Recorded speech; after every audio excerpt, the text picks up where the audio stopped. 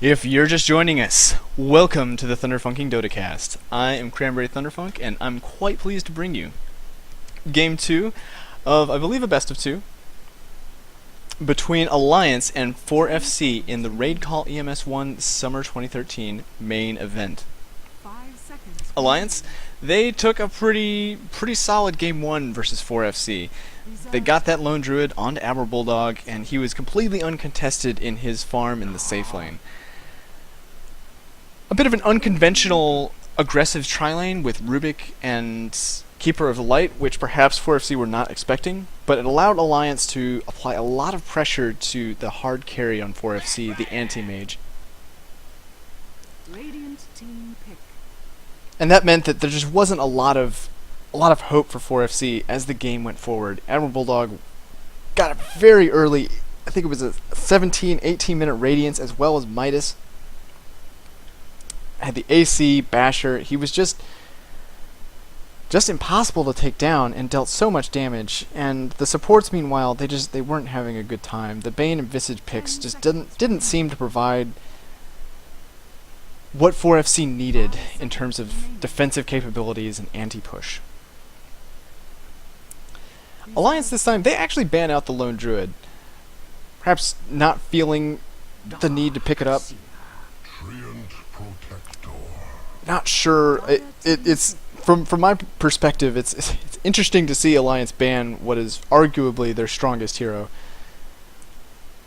But that said, it is, you know, these players like to enjoy what they play, and running the same thing every single game can get a little old. Batrider makes it through the pool this time, so 4FC, they're happy to pick that up right off the bat, if you will. Alliance, they're the ones that get Darkseer this time, and they also acquire the Treant Protector. Treant Protector, it's all about the living armor, but what the living armor does is makes all of your lanes much stronger. You can put Treant Protector in a variety of situations. You can put him in aggressive tri-lane, you can put him in defensive tri-lane. Defensive tri-lane probably a little more reliable because Treant Protector just... You risk losing his levels if you put him in aggressive tri-lane, and you really want every possible rank in living armor as soon as possible for full effectiveness. But regardless, you've always got the living armor, and it means that you can be a lot riskier in the lanes that you pick. One reason that Windrunner has actually kind of made a return as an offlaner is because of the living armor. With her evasion, if she's got the living armor on her, that's guaranteed to maintain the charges longer and make sure that she's continues to get the regen, and allows her to be a little riskier in the same way that a Darkseer can be. Also allows a larger variety of mids, and is in general just... Treant Protector provides a lot. It seems that teams have kind of finally started making use of the overgrowth. That was one thing that many teams seem to struggle with for a long time, was making use of Treant Protector's ultimate, particularly because of how mana dependent he is. But have seen a couple games now where Treant Protector has gotten the farm to pick up a Blink Dagger and has made constant use of the overgrowth to set up good AoE, and that's probably what we can expect Alliance to go for in this game. 4FC, they do manage to pick up the Gyrocopter, who's kind of the definitive AoE carry, but Alliance does have the Darkseer, and that can set up for some really strong overgrowth combos. Lich is still in the pool. There's Puck. Has not yet been banned out. I think that would be a very wise ban from 4FC to get rid of that. Queen of Pain, it's a decent option, but that gets banned out. I would say Queen of Pain is not quite as good as Puck in sort of the team fight AoE that Darkseer and Treant Protector provide, because Puck Dream Coil makes sure that people stay in place, and the Waning Rift and Illusory Orb, that's more damage than Queen of Pain is able to put out if you're not counting the Sonic Wave. But the Sonic Wave, it's so long range, it's actually fairly easy to set up. You don't need the overgrowth or vacuum to land a multi-hero sonic wave. That's more about timing than it is necessarily about getting a good team fight orientation set up.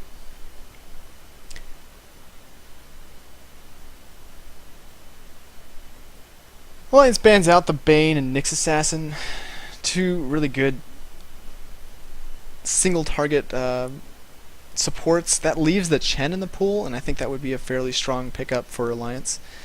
Nyx Assassin does present a lot of problems for Chen, as can Bane. Nightmare is a good clutch defense against ganks from Chen or Enchantress, for example. I also like the Enchantress pick because it works really well with Living Armor. Enchantress with Living Armor and Nature's Attendants, that's a shitload of healing. And you can also put it on her creeps for better diving. It's a really nice synergy there. Plus it's another AoE heal for your team. You've got Leech Seed and Nature's Attendants, and it's a very survivable lineup from Alliance right now. We can also expect a mech to come on Darkseer, and so there'll be 3 sources of heals. Plus potentially an Urn on Enchantress. So Alliance has a very survivable lineup, and Akke's Enchantress is quite good.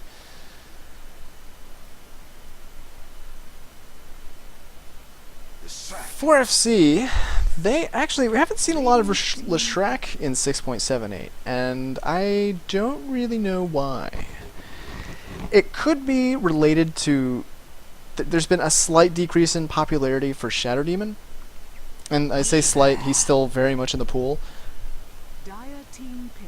So I hesitate to say that's too meaningful, but Leshrac Split Earth it's hard to land versus certain lineups without a setup stun, and particularly versus someone like Darkseer. It's gonna be hard for Leshrac to land his Split Earths onto Darkseer or Weaver for that matter.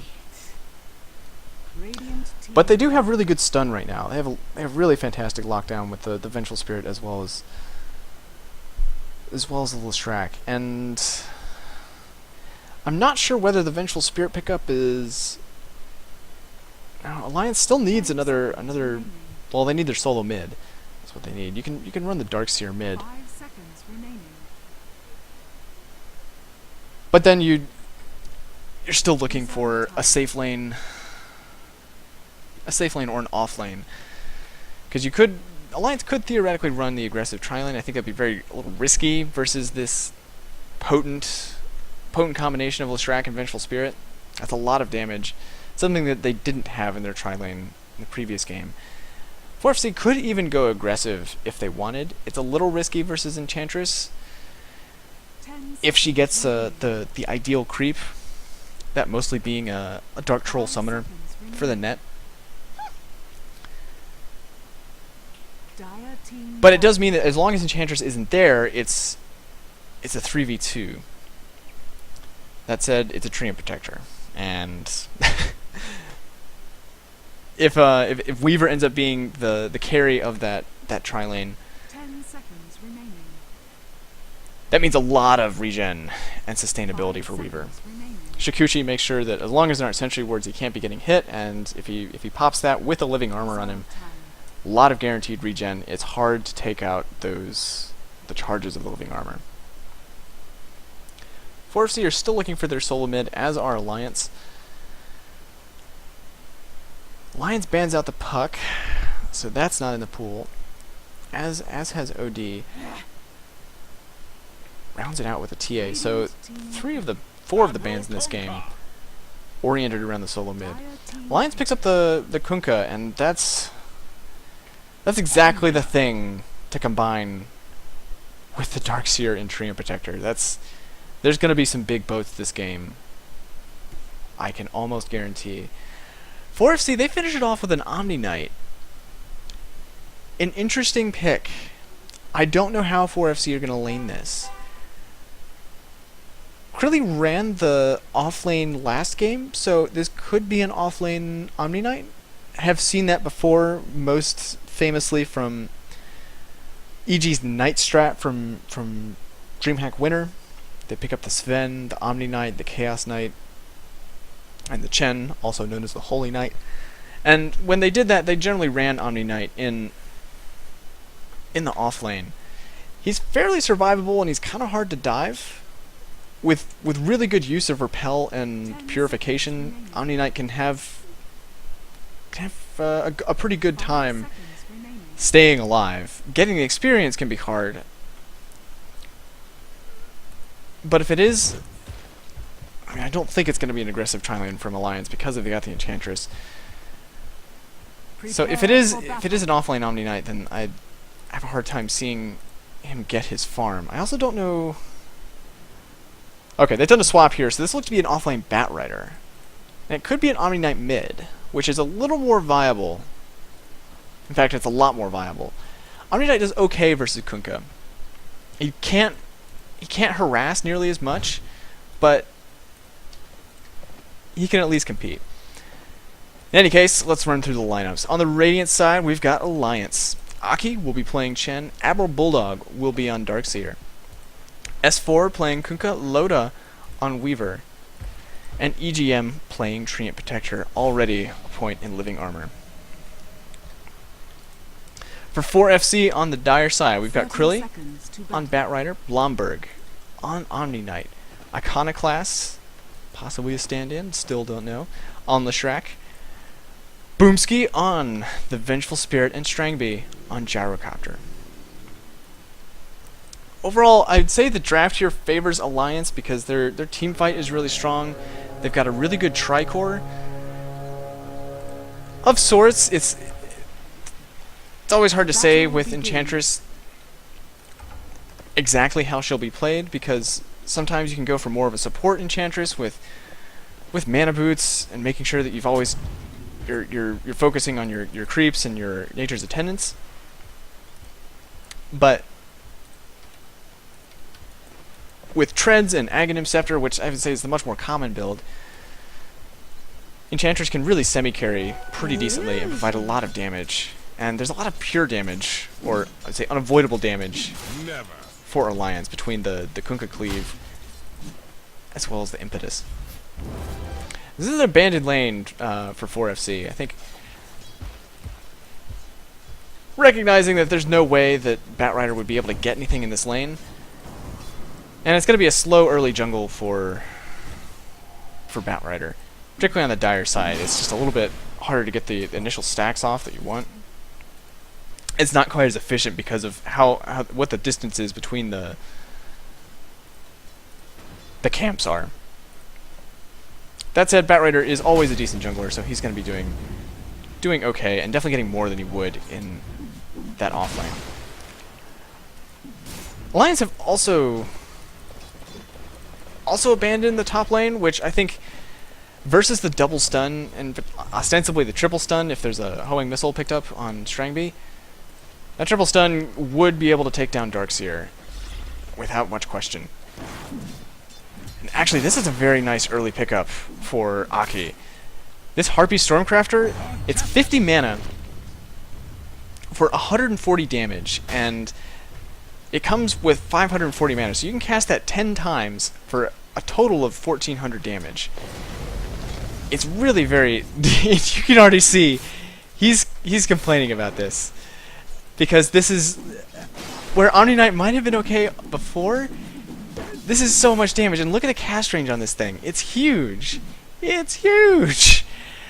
So at some point, it's really funny what the meta tends to favor in terms of jungle creeps. But a couple months ago, someone discovered that this was actually a thing, and ever since, it's been very common for Enchantress and Chen to pick that up early on for just absurd laning presence. I mean, it's even better on Enchantress than it is on Chen, because you're not sacrificing a permanent creep of any sort. Particularly because Enchantress is able to pick up multiple creeps early on. Dire's bottom tower and additionally, this is such a problem for Blomberg. The Wild Ring Ripper even worse. You can see. Blomberg complains about this in all chat. He knows it's just it's not his day. There's been some neutral luck for Akke in the jungle, and Blomberg is going to struggle as this lane goes forward. And already we can see 9-1 versus 16-9 on S4. And Bulldog has finally rotated up the top. I say finally, he's been there for the last minute or so. Picked up his level 3, and I think he realized that he would need both the Ion Shell and the Surge in order to have any chance of surviving in this lane. And didn't want to take up too much of the jungle for away from Akke.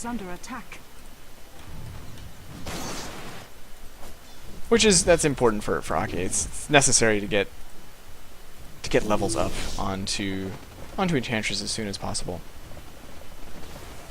And Bulldog doing his own pulling here, but it is going to be really hard for him to secure the last hits on these. Actually, nicely interrupted by Boomski. I'll be watching Omni Knight's build here. Many players choose to completely skip the degen aura, but with a mid Omni Knight, he can provide a lot more utility for his team, even with just 1.0. There's a smoke up onto EGM and Akke. He's got a Centaur Conqueror as well as a Dark Troll Summoner. I mean, these are the perfect set of creeps for Akke. There's the net onto Blomberg. He's able to get the heal up, and there's a teleport in from Batrider, but he can't provide a lot in this lane. The Torrent lands on Blomberg, and he goes down. First blood picked up by Akke, and chrillee, he could just be feeding his second kill here. There's the boat. Can he dodge the boat? He cannot. So S4 picks up the kill there. Iconoclast shows up. He's popped the Edict a little early. EGM, he goes down, and there's a magic missile onto Akke. There's a split earth on S4.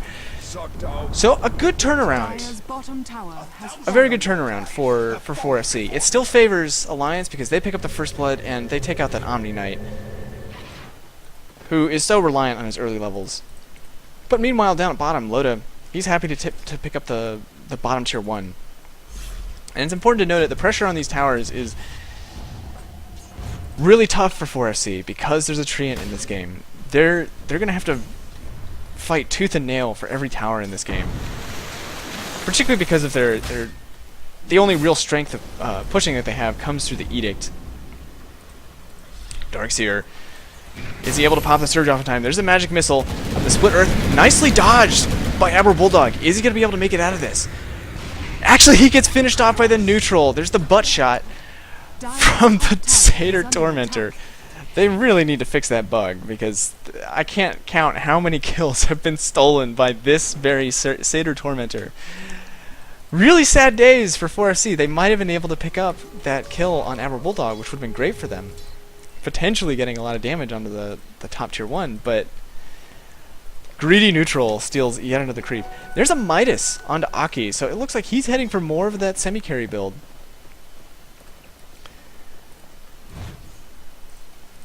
And with a fair amount of map control for Alliance, I think we can, yeah, they've already got a gold lead, a slight experience lead. Oh, there's the boat. The Torrent actually doesn't land. The boat whiffs as well, so S4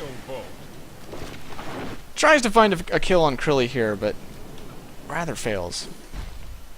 Kind of it's hard to make those land on their own. Fortify is used by Alliance to stave the push up at top.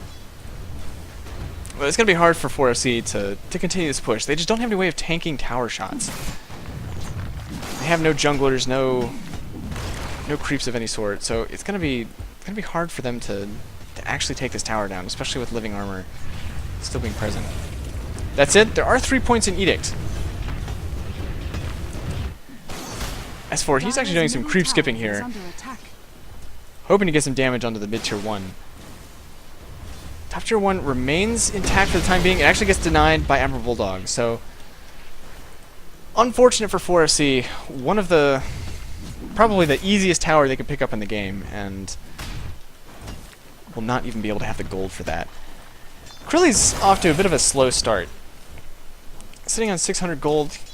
He's probably got about another 6 to 7 minutes before his Blink Dagger is on the way. That said, He's left alone for the time being and has the chance to catch up. Loda, for some reason, has rotated up the top, and I'm not sure what the purpose is here. Perhaps wants to challenge some of the farm from Cranberry, especially because he sees the Midas. Midas is a rather uncommon pickup on Gyrocopter because the attack speed doesn't get really put to any use. Gyrocopter favors just pure attack damage because more attack speed means you're burning through the flat cannon charges faster. So with the Midas, wants to make sure that Cranberry is not free farming for the entire game, because that is one way for 4FC to turn this game around.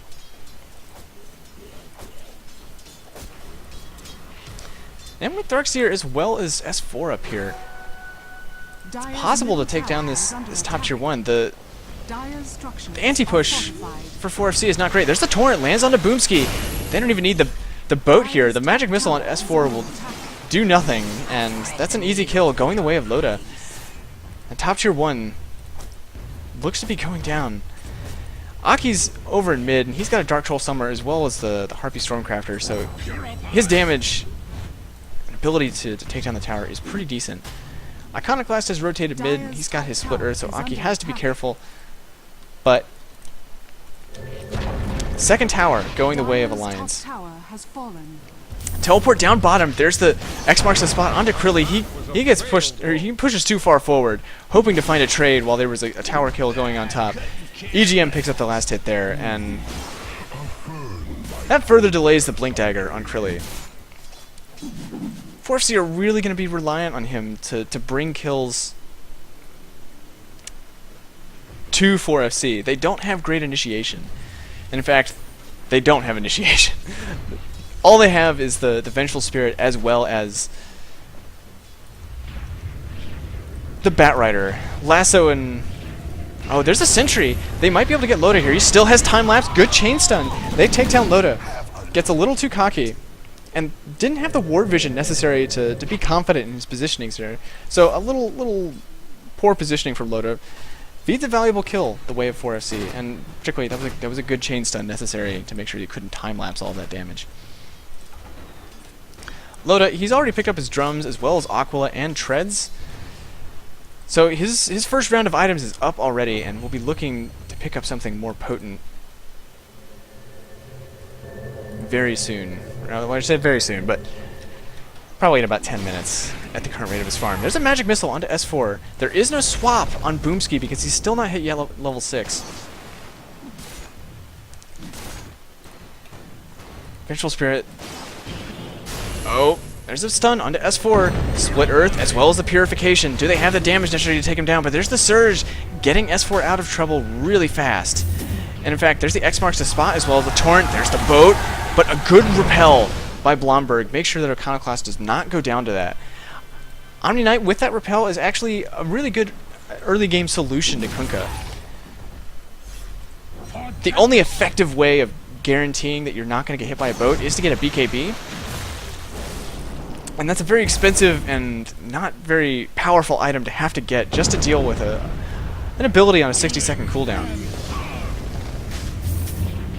Oh no. Another good repel by Blomberg. And it really counters everything that Kunkka is able to do. So with good timing from Blomberg, S4's impact can be greatly reduced, but that all depends on the positioning of Blomberg in these fights. But down at bottom, I mean, this tower is dropping really low. They may allow it to be denied simply because it's still a tower going down. Yeah, they let it get denied, but that's okay for Alliance. They're pretty far ahead, and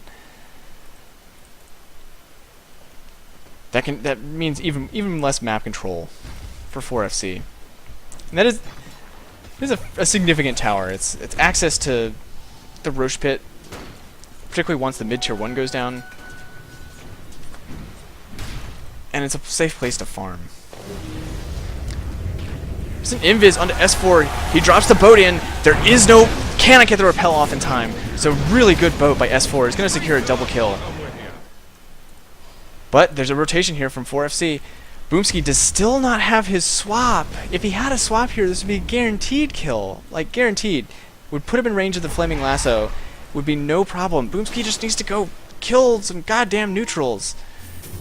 There's an X marks the spot onto chrillee. There's no repel to save him. Impetus damage, it's already huge. He's got, oh, Akke, he's sitting on treads as well as a point booster. Loda eats the magic missile stun. No problems otherwise. Things are looking really good for Alliance. This is going to be a mid-tier 1. Dire's middle tower Big has farm fallen. advantage from everyone on Alliance. What's the net worth? Net worth, there we go. Why? The top 3 farmers in the game are on Alliance, and in fact the top 6 are all Alliance. Only Strangby on that gyrocopter is able to stay even close, and with this loss, this total loss of map control, Alliance, they're happy to set up camp in the jungle, and they can do so with total impunity. That means way fewer places for Strangby to find any farm in this game. And while the Midas will help with him getting the farm in this fighting from behind circumstance, there's a magic missile onto S4. Torrent hits nothing. There's a repel onto the Vengeful Spirit, but oh, there's a lasso onto S4. He's burns through the living armor charges. He's actually going to go down. So they, oh, good. Well, I was about to say good Guardian Angel, but in fact has no impact. The call down manages to land on Akke. Will he be able to make it out of this? Loda, he's in this fight now. Oh, big split earth. There's no time lapse for Loda. He's actually going to go down. So big overextension from Akke. Akke will go down. This is a 4-for-1. There are no trades, meaningful trades for for Alliance here. I have to say, they really just, that was sloppy positioning all over the place. S4 getting caught out. There was no immediate support there, and they've been relying on these boats to make sure that he's he's securing kills. Just getting picked off one by one. I don't think there was really any reason for that fight to go that way for Alliance. But good sentry ward placement from the supports on 4FC ensures the kill on Loda, and it's going to bring 4FC back into the game for the time being. There was actually a 10,000 gold lead in favor of Alliance up until that point. Brings it back down to 7,500. Almost a little over 7,500. Back down to 3,000 experience in favor of Alliance. So Alliance still certainly has the advantage here. They're up 4 towers. Yeah, up 4 towers. Means it's really hard for 4FC to take a quick Roche, and makes it much harder for Strangby to find any farm. There is finally a Blink Dagger up on chrillee as a result of that fight. Might have been actually quite a while if it had not been for that fight, but now that he's got that, he'll be a lot more useful to his team.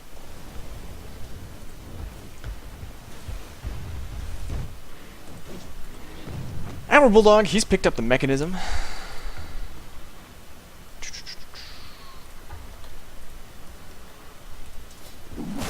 S4's got his Shadow Blade as well as a double damage bottled. That's important to note.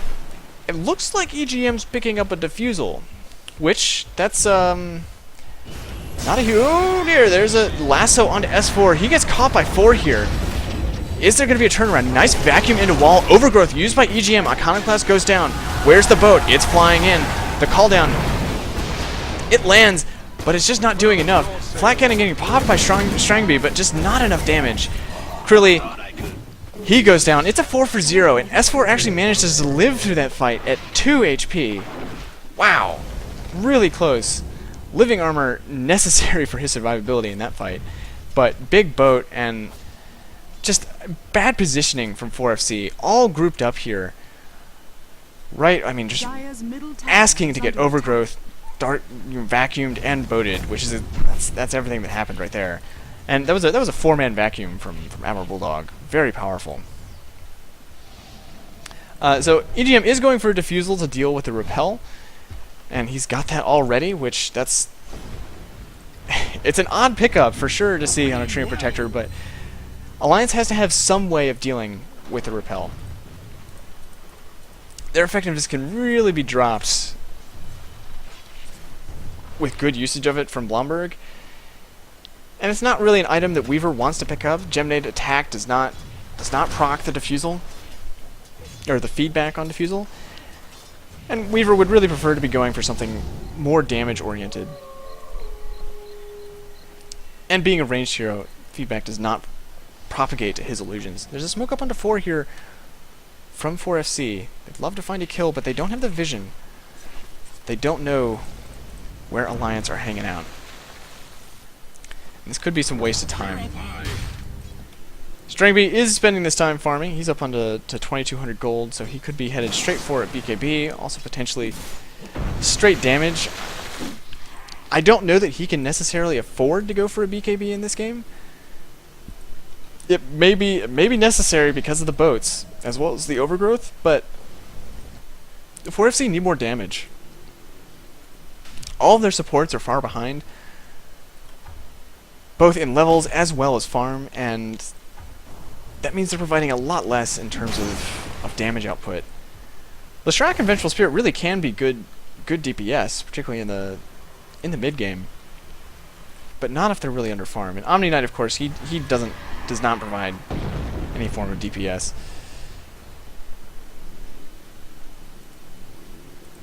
So we'll see. He does pick up the Demon Edge, so he is going to go for more damage. Remains to be seen whether it will be enough to turn around these fights versus Alliance. Loda sitting on 2,300 gold of his own. His farm is honestly a little bit slower than I might expect because, I mean, you know, compared to S4, who's topping the charts at 439 gold a minute, Kunkka is expected to be the strongest farmer in this game, but Akke is also ahead of him. Probably credit of that Midas, however. He's almost finished his Aghanims, which that's actually kind of terrifying for 4FC. And I'm just going to fast forward through this pause, because I can do that. Oh, there we go. Radiant's bottom tower is under attack. That is really terrifying for 4FC. There's so many sources of damage from Alliance. And Guardian Angel, that's physical immunity. Pretty sure that it doesn't stop the pure damage of Impetus. A good ward here. This is another wise move by Alliance. Remembering that they're up against a gyrocopter, they need to keep this ancient stack warded so that there's no easy farming for him. And additionally, they'll be able to catch him when he goes for the existing stack. Group up here from Alliance. They'd love to find another team fight because they're so far ahead right now. The gold lead, yeah. Even after that one fight, it's back up to 12,000 experience. Peaking up to above 10,000. Big lead for Alliance, and I don't think there's any reason for them to halt the aggression. There's a blink in from Chrillee onto S4. He gets the lasso. Call down, lands on 3. There's a vacuum into wall onto 4. Boat flies in, does not land on anything, but it applies the Coco's Drum to everybody. No heroes down yet, but the impetus damage. Wow, the attack speed on Akke is huge. So Gyrocopter goes down. Boomski, he's still up. Eats the Leech Seed, but Loda, he's okay diving this. In fact, gets finished off by the Leech Seed. S4, he finishes up the track. A vacuum onto Chrillee, pulls him back into range of Loda. A pretty brutal team fight in favor of Alliance. I think there's no other way to describe that. I don't know. I mean, lassoing S4, it's not a bad idea, but I don't know. It feels like Kunkka is a pretty tanky target. He's gonna immediately turn around, throw the boat, cleave on you, and then oh no. Good repel. Saves Boonsky for the time being, but the Fortify has already been popped. This mid-rack's not long for life.